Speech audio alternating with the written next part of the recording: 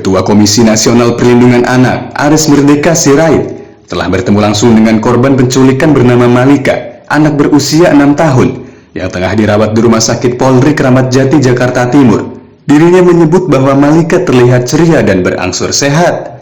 Di samping itu, meski polisi menyebut bahwa hasil dari visum et repertum sementara tidak ditemukan adanya kekerasan seksual, namun Komnas PA meminta agar polisi kembali mendalami dugaan pelecehan terhadap korban. Komnas PA meminta penyidik tidak hanya memandang unsur kekerasan seksual atau pelecehan hanya sebatas berupa tindakan penetrasi, namun polisi harus menyidiknya secara luas, seperti mendalami ada atau tidaknya tindakan meraba maupun tindak seksual lainnya.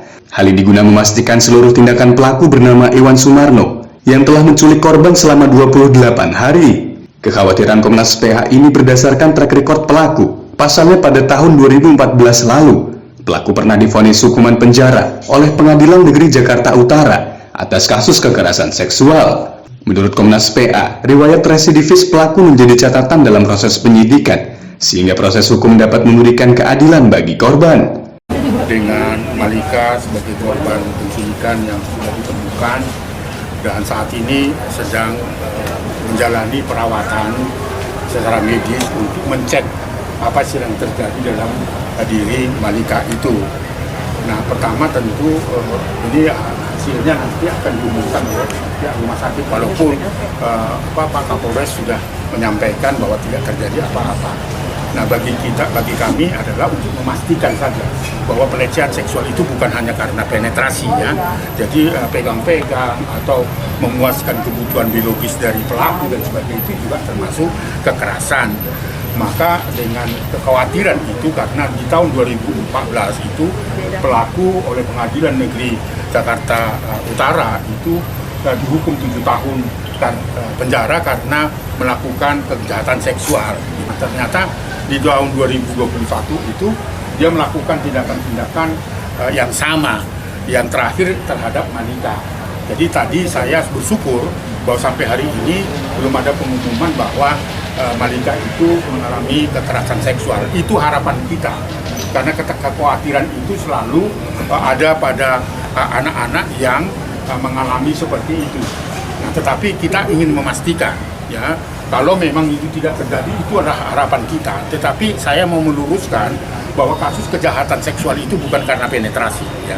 Jadi pegang-pegang sesuai dengan undang-undang yang baru, tindak pidana kekerasan terhadap anak dan perempuan. Tadi saya melihat dia ceria sekali dan ya berani mencium saya juga, karena padahal anak-anak kan mencium jenggot saya, tetapi dia ceria dan sebagainya dan cukup gembira lah yang kita temui. Mudah-mudahan tidak terjadi. Tetapi ini adalah peristiwa yang harus kita waspadai, karena apa? Kekhawatiran itu karena kami punya pengalaman empirik bahwa tujuan penculikan dan perdagangan anak itu ada beberapa tujuan, faktornya ekonomi tentunya, ya. Tetapi ada yang pertama, tujuan penculikan itu karena adopsi ilegal, atau yang sebaliknya, Malika ini mengalami untuk tujuan eksploitasi ekonomi, ya. Karena dia dipekerjakan dari satu lapak ke lapak yang lain bersama gerobaknya itu artinya terjadi eksploitasi ekonomi di situ untuk tujuan itu. Ada juga kemungkinan ketakutan kita, inilah maka kita periksa hari ini, apakah ada tujuannya untuk memuas kebutuhan seksual dari pelaku. Kita hari ini sedang terus kita dalami apakah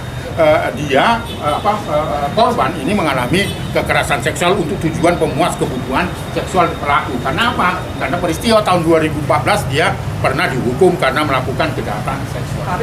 Bagaimana kita akan menterapi itu supaya dia bisa pulih kembali dengan baik dari assessment itu, dan kemudian terapi akan ketahuan bahwa dia mengalami apa dan apa. Mungkin pengakuan sekarang itu belum ada, gitu kan. Sementara, saat ini tim dokter ahli gabungan tengah fokus memulihkan psikis atau trauma yang dialami oleh Malika. Dari Jakarta, tim liputan melaporkan untuk Sinpo TV.